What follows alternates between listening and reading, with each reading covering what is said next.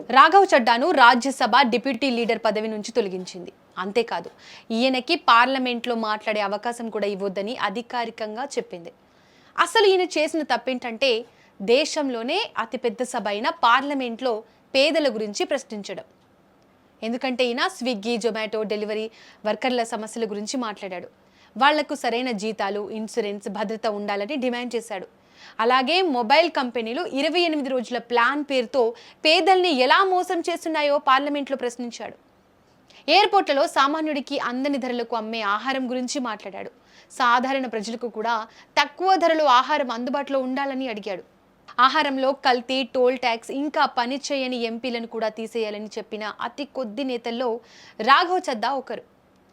Gig workers గురించి మాట్లాడుతూ 10 నిమిషాల్లో డెలివరీ పేరుతో డెలివరీ బాయ్స్ ప్రాణాల మీదకు తెస్తున్నారని, వాళ్లకు fair wages, insurance, basic safety కూడా ఉండాలని చెప్పారు.